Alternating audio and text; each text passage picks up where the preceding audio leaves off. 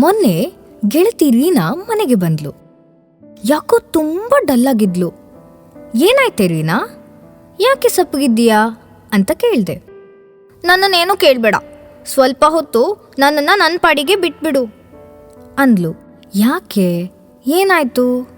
ಯಾರಾದ್ರೂ ಏನಾದ್ರು ಅಂದ್ರಾ? ಬೇಸರ ಮಾಡಿದ್ರಾ?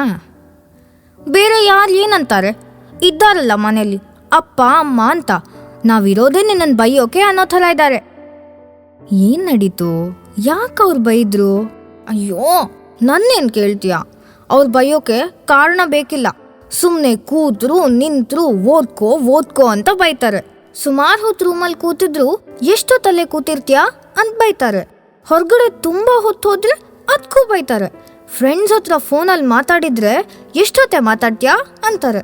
ಅದೇ ಯಾರ ಹತ್ರನೋ ಮಾತಾಡಿಲ್ಲ ಅಂದ್ರೆ ಇವಳಿಗೆ ಫ್ರೆಂಡ್ಸೇ ಮಾಡ್ಕೊಳಕ್ ಬರಲ್ಲ ಅಂತಾರೆ. ಅಯ್ಯೋ ರೀನಾ, ಅದೆಲ್ಲ ಇದ್ದಿದ್ದೆ ಕಣೆ, ನಮ್ಮನೇಲೂ ಇರುತ್ತೆ. ಅಷ್ಟಕ್ಕೂ ಇವತ್ತೇನಾಯ್ತು? ಏನಿಲ್ಲ ಕಣೆ, ಇವತ್ತು ಡಾನ್ಸ್ ಕ್ಲಾಸ್ ಇತ್ತು. ನಂಗೆ ಮೂಡಿರ್ಲಿಲ್ಲ, ಹೋಗಲ್ಲ ಅಂದೆ. ಅದಕ್ಕೆ ಲೆಕ್ಚರ್ ಶುರು ಮಾಡಿಬಿಟ್ರು. ಎಲ್ಲದಕ್ಕೂ ಸೇರ್ತೀಯಾ, 4 ದಿನ ಹೋಗ್ತೀಯಾ ಮತ್ತೆ ಹೋಗಲ್ಲ, ಸುಮ್ಮನೆ ದುಡ್ಡು ಕಟ್ಟೋದು ಬಿಡೋದು ಅಂತ ಶುರು ಮಾಡಿದ್ರು. ಅವತ್ತು ನಾನು ಬೇಡ ಅಂದ್ರೂ ಗಿಟಾರಿಗೆ ಹಾಕಿದ್ರು. ನಂಗೆ ಸರಿ ಹೋಗ್ಲಿಲ್ಲ, ಬೇಕಿದ್ರೆ ಡಾನ್ಸ್ಗೆ ಹೋಗ್ತೀನಿ ಅಂದಿದ್ದೆ. ಅದಕ್ಕೆ ಶುರು ಮಾಡಿದ್ರು, ನೀನೇ ಸೇರಿದ್ದು ಡಾನ್ಸ್ಗೆ, ಇವಾಗ ಹೋಗಲ್ಲ ಅಂದ್ರೆ ಹೇಗೆ ಅಂತ. ನಾನು ಇವತ್ತೊಂದಿನ ಹೋಗಲ್ಲ ಅಂದಿದ್ದಕ್ಕೆ ಅಷ್ಟು ದೊಡ್ಡ ಸೀನ್ ಕ್ರಿಯೇಟ್ ಮಾಡಿಬಿಟ್ರು.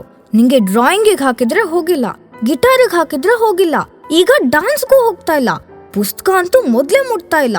ನಮ್ಗೆಲ್ಲ ಆಗಿನ ಕಾಲದಲ್ಲಿ ಒಂದು ಕ್ಲಾಸಿಗೆ ಕಳ್ಸೋರಿರ್ಲಿಲ್ಲ, ನಿಮ್ಗೆಲ್ಲ ಕಳ್ಸೋರಿದ್ರೆ ಉದಾಸೀನ, ಅದು ಇದು ಅಂತ. ಅದಕ್ಕೆ ನಾನು ಜಗಳ ಮಾಡಿ ನಾಳೆಯಿಂದ ಎಲ್ಲಿಗೂ ಹೋಗಲ್ಲ ಅಂತ ಬಂದ್ಬಿಟ್ಟೆ. ಓಹೋ, ಅದಾ ಕತೆ.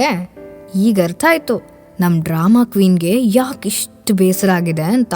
ಹೇ ಸುಮ್ಮನೆ ರೇಗಿಸ್ಬೇಡ. Cool down Reena. ಈಗ ನಾನು ಹೇಳೋದು ಕೇಳು.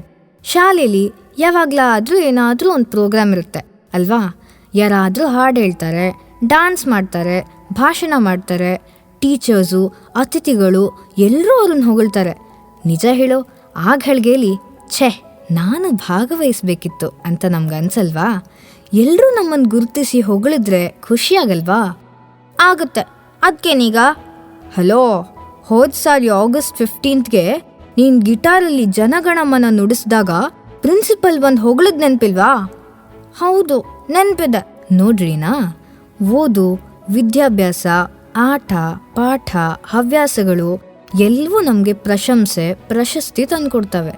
ಆದರೆ ನಮಗೆ ಸನ್ಮಾನ ಮಾತ್ರ ಬೇಕು, ಪರಿಶ್ರಮ ಬೇಡ ಅಂದರೆ ಹೇಗೆ? ಹಾಗೆ ನೋಡಿದರೆ ನಾವು ಹೋಗೋ ಟ್ಯೂಷನ್ನು, ಡಾನ್ಸು, ಗಿಟಾರ್ ಕ್ಲಾಸು ಅರ್ಧ ಗಂಟೆ ಆದರೆ ನಮಗೆ ಪಿಕಪ್ ಡ್ರಾಪ್ ಅಂತ ಅಪ್ಪ ಅಮ್ಮ 1 ತಾಸು ಕಳೆದಿರ್ತಾರೆ. ನೀನಾದರೂ ಕ್ಲಾಸಲ್ಲಿರ್ತಿದ್ದೆ, ಪಾಪ ಅವ್ರು ನಮಗೋಸ್ಕರ ಕಾಯ್ತಾ ಹೊರಗೆ ಕೂತಿರ್ತಾರೆ. ನಮಗೆ ಕಾಂಪಿಟಿಷನ್ ಇದ್ದರೆ, ಪ್ರಾಕ್ಟೀಸ್ ಇದ್ದರೆ ಎಲ್ಲ ಕಡೆ ಬರ್ತಾರೆ. ನಾವು ಎಕ್ಸ್ಟ್ರಾ ಕ್ಲಾಸಿಗೆ ಹೋಗೋದು ಅವರಿಗೆ ಸಮಯ ಮತ್ತು ಹಣ ಹೊಂದಿಸ್ಕೊಳ್ಳೋಕೆ ಕಷ್ಟನೇ. ಆದರೆ ನಮ್ಮನ್ನು ಸ್ಟೇಜ್ ಮೇಲೆ ನೋಡಿ ಖುಷಿ ಪಡ್ತಾರೆ ಅವರು. ಮನೆಗೆ ಬಂದವ್ರಿಗೆಲ್ಲ ನಮ್ಮ ಬಗ್ಗೆ ಹೇಳಿ ಹೇಳಿ ಖುಷಿ ಪಡ್ತಾರೆ. ಅಂಥದ್ರಲ್ಲಿ ನಾವು ಕಾರಣ ಇಲ್ಲದೆ ಉದಾಸೀನ ತೋರಿಸಿದ್ರೆ ಕೋಪ ಬರಲ್ವಾ? ಇವತ್ತು ಮೂಡಿಲ್ಲ ಅಂದರೆ ಹೋಗಬೇಡ, ದಟ್ಸ್ ಓಕೆ. ಆದರೆ ಇನ್ನೆಲ್ಲೂ ಹೋಗಲ್ಲ ಅಂತ ನಿರ್ಧಾರ ಮಾಡಬೇಡ.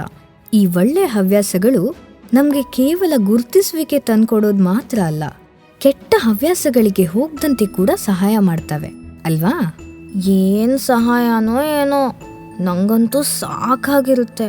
ಅದ್ರ ಮೇಲೂ ಓದು ಅಂದರೆ ಆಗಲ್ಲ. ಇವರಿಗೆ ಒಳ್ಳೆ ಮಾರ್ಕ್ಸು ಬೇಕು, ಮತ್ತೆ ಈ ಕ್ಲಾಸಸ್ ಬೇರೆ. ಕಮ್ ಆನ್ ಗರ್ಲ್, ಈ ಎಕ್ಸ್ಟ್ರಾ ಕ್ಲಾಸಸ್ ನಿನ್ನ ಓದಿಗೂ ಸಹಾಯ ಮಾಡುತ್ತವೆ. ಪಠ್ಯೇತರ ಚಟುವಟಿಕೆಗಳು ಮಿದುಳನ್ನ ಚುರುಕು ಮಾಡುತ್ತೆ, ವಿಶ್ರಾಂತಿ ನೀಡುತ್ತೆ, ಏಕಾಗ್ರತೆ ಹೆಚ್ಚಿಸುತ್ತೆ, ಹಾಗೆ ಅಂಕಗಳು ಹೆಚ್ಚುತ್ತೆ. ನೀನೇ ಗಮನಿಸಿ ನೋಡು, ಓದಲ್ಲಿ ಮುಂದಿರುವವರು ಉಳಿದ ವಿಷಯಗಳಲ್ಲೂ ಚುರುಕಾಗಿರ್ತಾರೆ. ಎರಡೂ ಒಂದಕ್ಕೊಂದು ಪೂರಕ. ಆದ್ರೆ ನಾವ್ ಏನ್ ಮಾಡ್ತೀವಿ ಅದನ್ನ ಇಷ್ಟಪಟ್ಟು ಮಾಡ್ಬೇಕಷ್ಟೆ. ಸರಿ, ನಿಜ ಕಣೆ, ನಂಗೆ ಅರ್ಥ ಆಯ್ತು.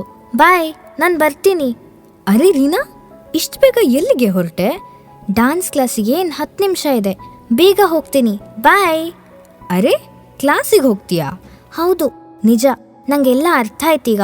Okay, bye and thank you very much. Reena ಓಡಿದ್ಲು.